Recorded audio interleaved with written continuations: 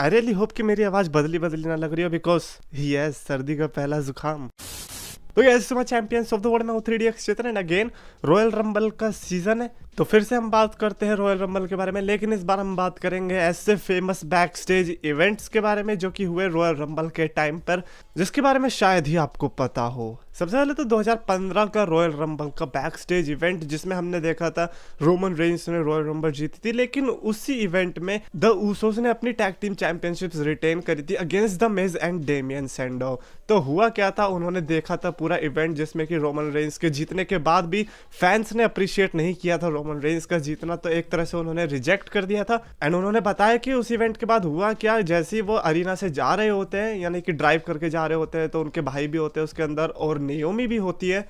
तो एक पीछे से फैन आता है रॉयल रंबल की चेयर लेके, मतलब एक तरह से नॉर्मल चेयर लेके, उस पर रॉयल रंबल का स्टिकर होता है, क्योंकि जब जो इवेंट हो रहा होता है उसका स्टिकर बना होता है, तो वो लेकर पीछे आ रहा होता है। एंड पता क्या चलता है, वो सेल्फी लेने के लिए, मिलने के लिए नहीं, बल्कि वो एक तरह से अटैक करने के लिए आ रहा था, और उन्होंने उसकी गाड़ी पर चेयर शॉट भी मारा एंड फिर एक लात भी मारी। एंड उसोस ने ये भी बताया कि उन्हें काफी गुस्सा आया एंड उन्होंने जब खिड़की से देखने की कोशिश भी करी तो पता क्या चला कि वो वहां से जा चुका है। तो थैंक गॉड वो जा चुका होता, वरना उसोस के अरेस्ट होने की कहानी वहीं से शुरू हो जाती। एनीवेज अगला है 1997 रॉयल रंबल से, जिसमें कि WWE ने मैक्सिकन सुपरस्टार्स को भी बुलाया। AAA जो प्रमोशन है उसके साथ पार्टनरशिप भी करी थी, जिसके चलते काफी मैक्सिकन सुपरस्टार्स भी आए थे, जिसका हिस्सा मास्करास भी थे। एंड मास्करास इज दोज गाइज जिसके अंदर बहुत ईगो है। आई मीन उनके सामने हल्क होगन भी कुछ नहीं। यू नो हल्क होगन को कहा जाता है कि वो काफी सेल्फिश बंदे हैं। अगर आपको ऐसा लगता है तो मास्करास अलग ही लेवल पर है। सेल्फिश का मतलब कि वो नहीं चाहते कि वो किसी से हारे, अनटिल अनलेस वो सामने वाले को अपने से बड़ा समझते हैं। अगर वो अपने सामने वाले को बड़ा समझते हैं तो वो उनसे हारने के लिए तैयार, वरना नहीं हारेंगे।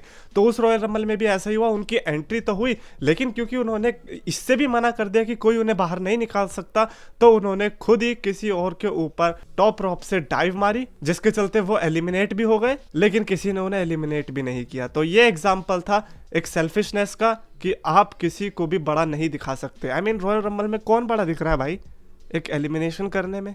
एनीवेज अगला आया था Braun Strowman and Brock Lesnar के इवेंट से, जिसमें कि 2018 में ट्रिपल थ्रेट था लेसनर, स्ट्रोमन एंड केन के बीच, जिसमें हमने एक छोटा सा पार्ट देखा था कि स्ट्रोमन ने एक घुटना मारा था अपना, जो कि लेसनर के सही में तेज लग गया था। तो लेसनर को भी गुस्सा आया एंड उन्होंने भी एक पंच धर दिया स्ट्रोमन के, जो कि सही में लगा था। तो फिर कईयों का मानना है कि बैक स्टेज में जाके इनके बीच काफी आर्ग्यूमेंट भी हुई थी, लेकिन ब्रॉन स्ट्रोमन का मानना अलग था। उन्होंने इंटरव्यू के दौरान बताया था कि हम कोई बहस नहीं कर रहे थे, इनफैक्ट मैं और लेसनर काफी हंस रहे थे इस बारे में, और ये भी बताया कि हम उस समय इतने डोमिनेट थे कि बस हमें एक दूसरे को अपनी ताकत दिखाना चाहते थे। चलो अच्छा वो किसी ने क्लियर तो किया, वरना फिर यही नाम से जाने जाते कि भैया दोनों आपस में लड़ रहे थे।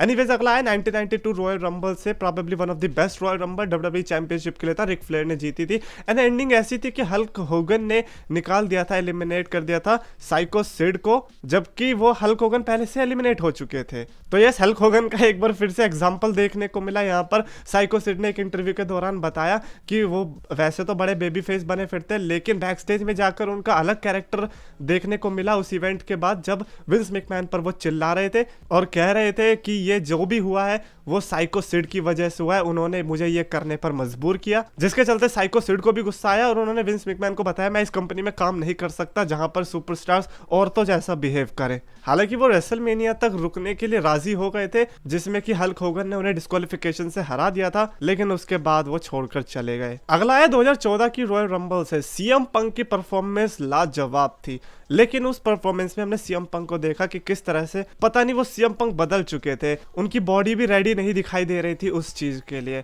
और उससे भी बड़ी बात, कोफी किंगस्टन ने अपना ट्रबल एंड पैराडाइज भी उनके ऊपर बॉच कर दिया। तो बहुत गंदी रात थी एंड स्पेशली उसके बाद पता क्या चला सीएम पंक को कि ट्रिपल एच उन्हें हरा देंगे रेसलमेनिया में। तो इसीलिए वो सीएम पंक काफी अपसेट हो चुके थे इस चीज को लेकर एंड उन्होंने बाद में उस प्रमोशन को क्विट करने का सोचा। हालांकि जून ऑफिशियली वो टाइम बना जब सीएम पंक ऑफिशियली WWE छोड़कर चले गए। 2002 की रॉयल रंबल से आया अगला इवेंट, जिसमें कि मेवन ने अंडरटेकर को एलिमिनेट कर दिया। इसको कौन भूल सकता है, अंडरटेकर काफी डोमिनेट दिखाई दे रहे थे and maven is like the रुकी जो कि कभी आगे नहीं बढ़ सकता था, उसने अंडरटेकर को एलिमिनेट किया। व्हाट? यस, टफ इनफ के विनर मेवन ने अंडरटेकर को एलिमिनेट तो किया, जिसके बाद अंडरटेकर को बहुत गुस्सा आया एंड मेवन को बैक स्टेज तक असॉल्ट करते ले गए। लेकिन उसके बारे में क्या आपको पता है कि अंडरटेकर ने मेवन को कहा था कि तुम एक एस्पिरिन लेकर रखना, यानी कि एक दवाई होती है जिससे कि आपको दर्द नहीं होता, क्योंकि अंडरटेकर को बाद में असॉल्ट करना था मेवन को, तो बहुत गंदा असॉल्ट था, तो इसीलिए दर्द तो होना ही था। लेकिन हुआ क्या था, मेवन को एलर्जी थी दवाइयों से, तो इसीलिए अंडरटेकर ने क्या किया, अंडरटेकर ने जैक डेनियल्स नाम की जो शराब होती है या फिर विस्की, जो भी कह लो, मुझे तो आइडिया भी नहीं है, उसमें एस्पिरिन मिला के दे दी, जिसके चलते हमने क्या देखा कि भाई साहब मेवन को तो बहुत गंदा कुत्तों की तरह मारा गया। अगला आया 2005 की रॉयल रंबल से John Cena and Batista. Holy shit, like one of the funniest moments, like दोनों सुपरस्टार सही में एलिमिनेट हुए सेम टाइम पे, बहुत ही बढ़िया। तो होना क्या था, टेडी एंड एरिक बिशॉफ जो कि स्मैकडाउन एंड रॉ के जनरल मैनेजर्स थे रिस्पेक्टिवली, उनको आना था एंड बैक स्टेज में इस टाइम पर सुनाई भी दी थी विंस मैकमैन की आवाज कि अब टेडी एंड एरिक बिशॉफ को जाना है। बट हुआ क्या था, वो जल्दी चले गए थे अपने घर, यानी कि वो अरीना छोड़ के जा चुके थे, तो इसीलिए फिर विंस मैकमैन को अंदर आना पड़ा। एंड आए तो आए, WWE को one of the most rewatched clips मिल गई, क्योंकि बॉच हुआ विंस मैकमैन की तरफ से, जिससे कि वो खड़े भी नहीं हो पाए, उनको इंजरी भी हुई, जो कि नहीं होता शायद अगर Eric Bischoff and Teddy Long नहीं जाते अपने घर। एनीवेज, आपका favourite Royal Rumble back stage moment कौन सा रहा, कमेंट्स में लिखकर बताना, या फिर Royal Rumble moment in general कौन सा रहा। और अगर आपको वीडियो पसंद आए तो प्लीज लाइक करो, शेयर करो, चैनल को सब्सक्राइब करो।